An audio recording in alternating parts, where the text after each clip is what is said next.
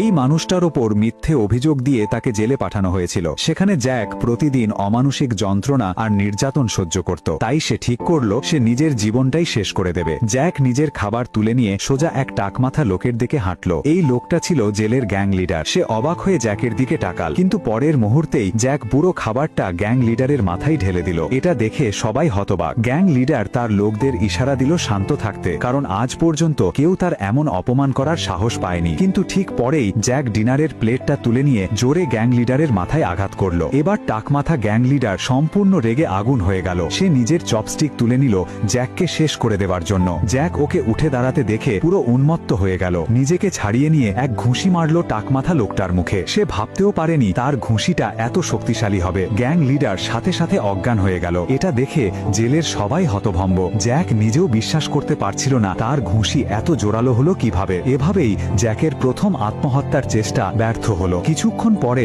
জ্যাকের চোখ পড়ল এক বন্দির দিকে, যার বুকে লাল কার্ড ঝোলানো ছিল। সে ছিল জেলের সবচেয়ে ভয়ঙ্কর খুনি, এমন এক লোক যাকে জেলের গার্ডেরাও বিরক্ত করতে সাহস করত না। কিন্তু জ্যাক নিজে তার কাছে গেল। জ্যাক ইচ্ছে করে তাকে উত্ত্যক্ত করতে লাগলো, যাতে সে রেগে গিয়ে তাকে মেরে ফেলে। জ্যাক তার পুরো পরিবারকে গালাগাল দিল, এমনকি শারীরিক অঙ্গভঙ্গিতেও তাকে রাগানোর চেষ্টা করলো। অবশেষে খুনি ছুরি বের করলো। জ্যাকের মনে এক আশার আলো জ্বলে উঠল। সে তাড়াতাড়ি সেই ছুরিটা কেড়ে নিল, নিজের গলায় ধরল আর বলল, চল শেষ করে দে আমার জীবনটা। কিন্তু সে কল্পনাও করতে পারেনি যে খুনি সবাইকে ভয় দেখায় সেই এখন ভয় পেয়ে গেছে। সে আঘাত করার সাহস পেল না। খুনি এতটা চমকে গেল যে ভেবেই পেল না এই মানুষটা তো তার থেকেও বেশি পাগল। সে মানসিকভাবে ভেঙে পড়ল, মাটিতে বসে শিশুর মতো কাঁদতে লাগলো। এইভাবে জ্যাকের দ্বিতীয় আত্মহত্যার চেষ্টা ব্যর্থ হলো। ধীরে ধীরে জ্যাকের অদ্ভুত আচরণে পুরো জেল অবাক হয়ে গেল। সবাই তাকে ভূতের মতো ভয় পেত। ক্যান্টিনের স্টাফরাও তাকে চোখে চোখ রেখে কথা বলার সাহস পেত না। তারা তাকে বাড়তি খাবার দিত যেন সে রাগ না করে। কিন্তু জ্যাকের এসব কিছুই চাই না ছিল।